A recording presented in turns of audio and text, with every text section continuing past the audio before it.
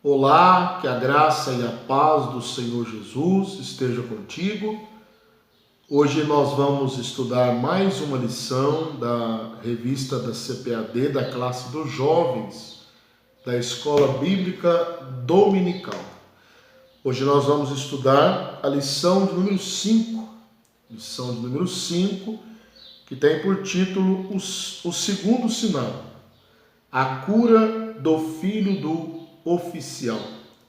Então hoje nós vamos estudar o segundo sinal, dos milagres, o segundo milagre no Evangelho de João, milagre de Jesus registrado por João. O texto principal da nossa lição está em João 4,53, que diz: Entendeu, pois, o Pai que era aquela hora mesma em que Jesus lhe disse: O teu filho vive, e creu ele e toda a sua casa. João capítulo 4, versículo 53. O resumo da lição diz: a falta de fé nos impede de receber mais da graça, do poder e dos milagres de Jesus Cristo. Só esse resumo da lição já é suficiente para nós pensarmos, como anda a nossa fé, porque a falta de fé nos impede de receber mais da graça, mais do poder e mais dos milagres de Jesus Cristo. É muito importante também que você realize a leitura bíblica, o texto bíblico, que está em João capítulo 4, do versículo 46 ao 54. Se você está com a sua revista aí, já está transcrito, na revista. Então você pode dar uma seguradinha no vídeo e efetuar a leitura se você ainda não o fez. A nossa lição está dividida em 3 pontos principais. O primeiro, o contexto do milagre. O segundo, confiança em Jesus. E o terceiro, fé, convicção e atitude. Então, o que nós vamos estudar hoje? Nós vamos estudar mais um dos textos narrativos dos 7 sinais da deidade de Cristo registrados por João. Então, nós já estudamos a água feita vinho. Nós sabemos que estão registrados no Evangelho de João 7 sinais realizados por Jesus, Logicamente, João diz lá em capítulo 21, versículo 25, que nem todos os milagres, tudo aquilo que Jesus fez foi escrito. Então foram registrados 7 sinais, 7 milagres realizados por Jesus que mostram a sua deidade. Nós já aprendemos nesse trimestre na classe dos jovens que o Evangelho de João ele é apologético, digamos assim, Ele quer mostrar a divindade de Cristo combatendo as heresias sobre a mesma na época de João. Então nós vamos iniciar agora no ponto de número 1, o ponto principal de número 1, o contexto do milagre. E aí nós já podemos dar uma olhada no primeiro subtópico, que diz de volta a Galileia. Há uma informação muito importante aqui, do autor da revista, mostrando que o Evangelho de João, ele é o único dos evangelhos que registra eventos do primeiro ano do ministério de Cristo, especialmente as suas idas e vindas de Jerusalém, por ocasião das festas, principalmente a festa da Páscoa. Nós podemos notar que João ele registra pelo menos 3 Páscoas, Alguns acreditam que são 4, Mas com mais certeza 3 Páscoas João ele registrou. E se você olhar na leitura bíblica, no texto bíblico, lá no versículo 54, vai dizer que Jesus ele fez esse milagre, né, o segundo milagre, quando ele, da Judéia, né, vindo de Jerusalém, estava voltando para a Galiléia. Leiamos aí o versículo 54. Jesus fez este segundo milagre quando ia da Judéia para a Galiléia. É o que o autor coloca aqui, as indas e vindas de Jesus a Jerusalém. Então, esse primeiro subtópico nos mostra que ele realizou o milagre de volta para a Galiléia. Ele vinha da Judéia. E aqui nós podemos fazer uma ressalva dessa questão de João também frisar o ministério de Jesus na Judéia, né, que é também uma particularidade de João para com os sinóticos. Ele mostra o ministério de Jesus também na Judéia. Subtópico 2, passando por Samaria. Então Jesus ali em Samaria, no capítulo 4, de volta para Galiléia, ele, capítulo 4, do versículo 1 a 28, nós temos o famoso texto da mulher, né, à beira do poço de Jacó, como nós bem conhecemos, a mulher samaritana, a qual Jesus revela a sua vida, né, as suas atitudes, e prega o evangelho para ela ali. Então, indo para Caná, voltando para Caná, foi em Caná da Galiléia, né, onde ele operou o primeiro milagre, que Jesus recebeu o pedido do oficial do rei para que descesse até Cafarnaum, para que curasse o seu filho. Então você pode notar isso no versículo 46 do texto bíblico. E segunda vez foi Jesus para Caná da Galiléia, onde a água fizera vinho, e havia ali um oficial do rei, cujo filho estava enfermo em Cafarnaum. Ouvindo este que Jesus vinha da Judéia para a Galiléia, foi ter com ele e rogou-lhe que descesse e curasse o seu filho, porque já estava à morte. Então, indo para Caná, né, ele encontrou, estando em Caná, este oficial do rei, que rogou-lhe que curasse o seu filho que estava enfermo na cidade de Cafarnaum. Então nós estamos estudando aqui o contexto do milagre, as localidades que Jesus estava passando, né, e ele chega em Caná, aonde ele recebe esse pedido inusitado, inusitado, digo porque nós vamos ver no próximo ponto, né, algumas coisas a respeito desse oficial, que ele não era um judeu, né, e demonstrou, por isso digo pedido inusitado, porque ele demonstrou uma fé que muitas vezes nem os judeus tinham para com o Senhor Jesus. Então, nesse primeiro ponto, né, nós temos só dois subpontos aí.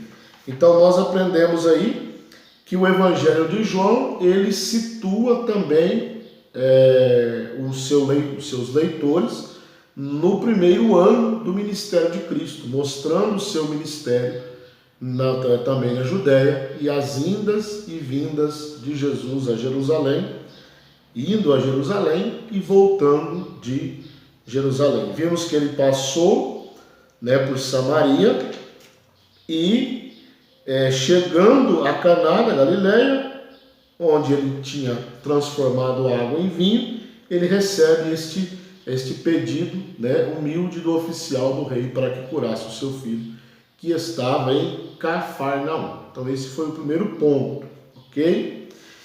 Se você tiver algum comentário nesse ponto, alguma dúvida, pode deixar aqui nos comentários que nós vamos interagir com você.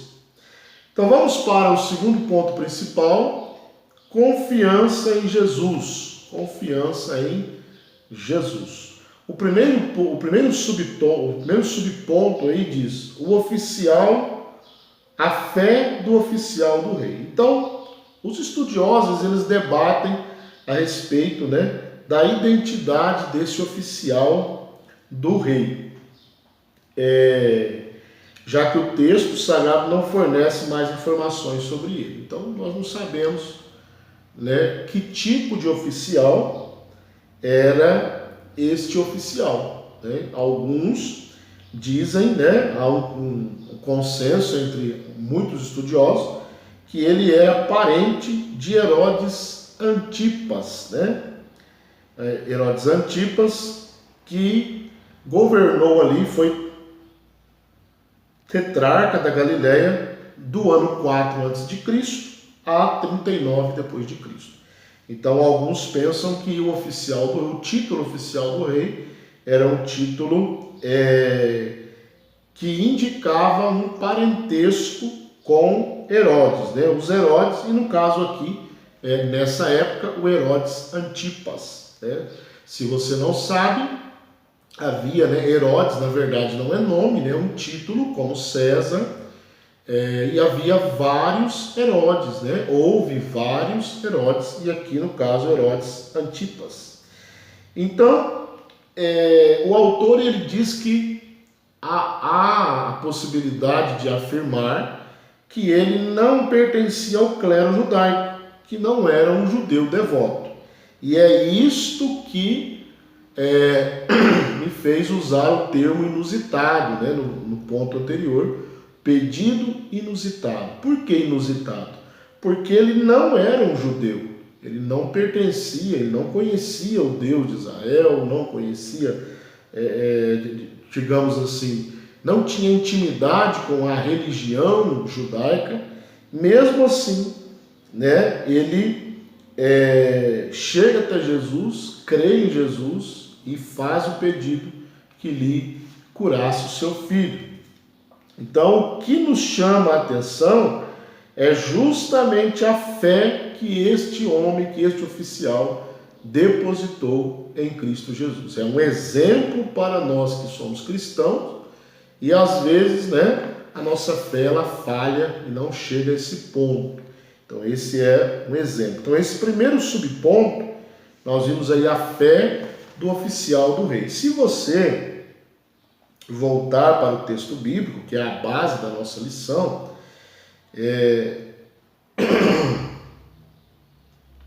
você vai ver que o oficial, ali no versículo 47, né, ele rogou que Jesus descesse e curasse o seu filho, porque estava à morte. Ele creu que Jesus poderia curar.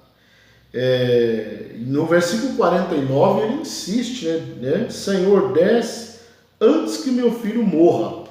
Então ele sabia e cria que se Jesus fosse lá, aquele moço, aquele filho, né? A Bíblia não mostra a idade dele, ele seria salvo da sua enfermidade. Então Jesus, vendo a fé dele, disse: vai, teu filho vive. E o homem creu. Versículo 50 aí do texto bíblico.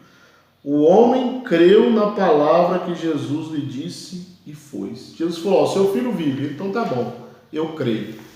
E foi, e quando ele chega na sua casa, o filho está curado realmente. Olha que coisa, que fé extraordinária, né? Subtópico 2 aí, ouviu falar de Jesus. Então, o oficial, ele ouviu que Jesus vinha da Galileia, da Judéia para a Galileia. Então, ele ouviu e ele foi ter com ele. Certamente esse homem estava em Cafarnaum, porque o filho, né? Provavelmente ele morava em Cafarnaum, porque o filho estava enfermo em Cafarnaum. Então, certamente ele estava ali, né? E se deslocou para Caná da Galileia, onde Jesus estava, cerca de 24 quilômetros, né? Por volta de 24 quilômetros. E isso é uma outra prova, né, da fé daquele homem. Um outro comprovante da fé daquele homem. Ou seja, ele andou 24 quilômetros até Jesus, crendo que Jesus poderia curar o seu filho. Isso é muito importante, é um ponto que indica a fé daquele homem, né? Então, o que nós podemos também notar é que a fama de Jesus como operador de milagres era grande na região, então a ponto de alcançar uma autoridade da dinastia herodiana, ou seja, a fama de Jesus chegou no palácio, né? na corte real. Então Jesus, a fama dele corria e o povo estava dizendo: há um homem chamado Jesus que está operando milagres. E isso chamou a atenção daquele oficial do rei. Então esse foi o subponto 2. Nós vamos para o subponto 3, um obstáculo aos milagres. A Bíblia diz em Hebreus 13:8 que Jesus é o mesmo ontem, hoje e eternamente. Não será. Ele é ontem, é hoje e é eternamente. Só que, contudo, às vezes, mesmo estudiosos da Bíblia, leitores da Bíblia, cristãos, né, até às vezes há muito tempo, às vezes falta-nos a fé, né? E aí essa fé, ela às vezes nos impede de receber o milagre. Nós estamos vivendo um tempo que a partir, né, do século XIX, os cristãos foram, digamos, assaltados pela ideologia do racionalismo, né? Ou seja, tudo tem que ser provado pela ciência, tudo tem que ser comprovado em laboratório, tudo tem que ser passado pelo crivo da ciência. Se aquilo for comprovado cientificamente, então isso é verdadeiro. Só que muitas vezes, né, na maioria das vezes, os milagres eles não passam pelo cunho científico, porque o milagre é algo sobrenatural, ok? Depois, né, nessa mesma época, século XIX, surgiu o liberalismo teológico. O que é o liberalismo teológico? Era um movimento que negava toda a sobrenaturalidade nas páginas da Sagrada Escritura. Tudo que era sobrenatural, o liberalismo teológico não aceita, combate, critica, zomba muitas vezes, né? Então isso tem tirado a fé de muitos cristãos que se enveredaram pelo lado do racionalismo e pelo lado do liberalismo teológico, e isso tem roubado, minado, diminuído a fé de muitos cristãos.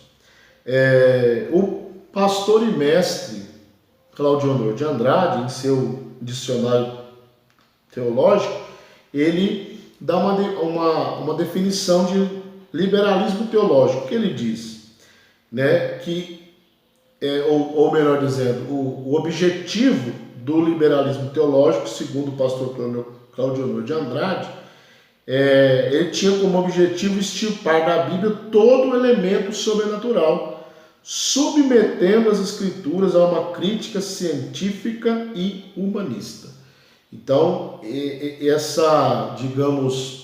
esse engodo científico, né, com cara de científico, ele veio para eliminar das Escrituras todo o elemento sobrenatural, no caso, os milagres. Então, tudo que era milagre, o liberalismo teológico rejeitava, combatia e criticava. Ok? Então, o que nós aprendemos nesse segundo ponto? Confiança em Jesus. Vimos aí a fé do oficial, né, que ele andou 24 quilômetros para chegar até Jesus. E por que ele foi? Porque ele ouviu falar da fama de Jesus, que ele vinha curando as pessoas. Então ele foi ali. E vimos aí que há obstáculos aos milagres. E o primeiro deles, e talvez o mais representativo, seria a falta de fé, a incredulidade. A Bíblia diz que quando Jesus chega em Nazaré, a sua cidade, onde ele morou, né, o povo não creu nele.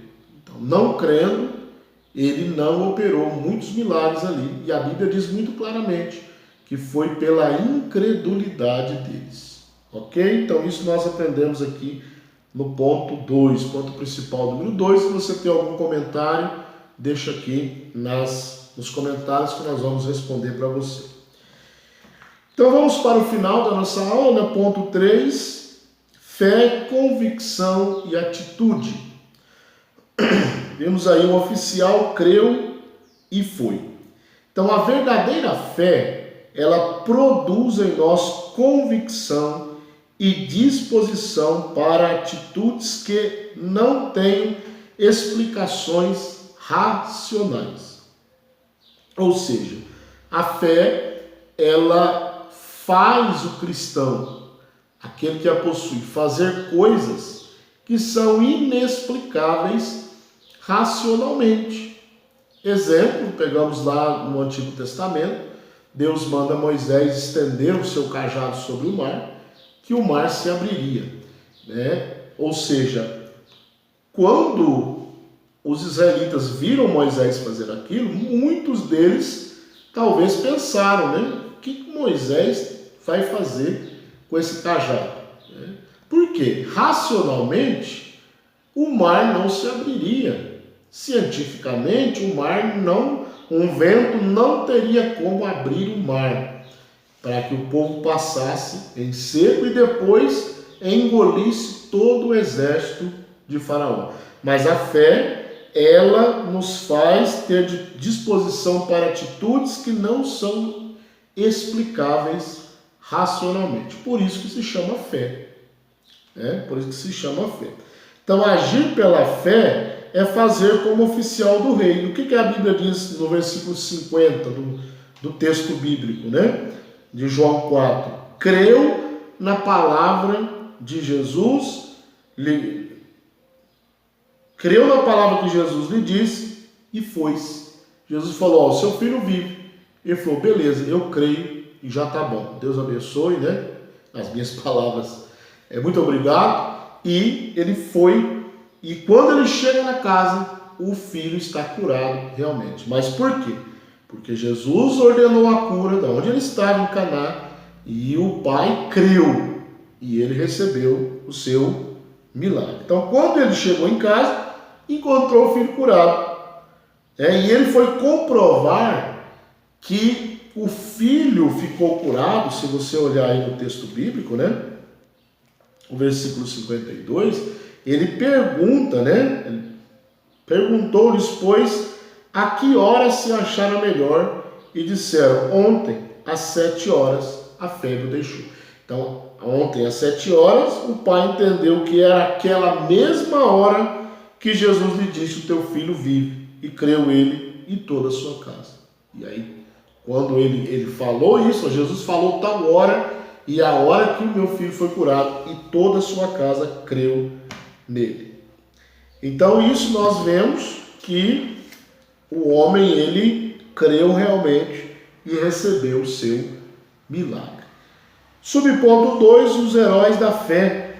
Heróis da fé, nós temos os heróis da fé no capítulo 11 de Hebreus, né?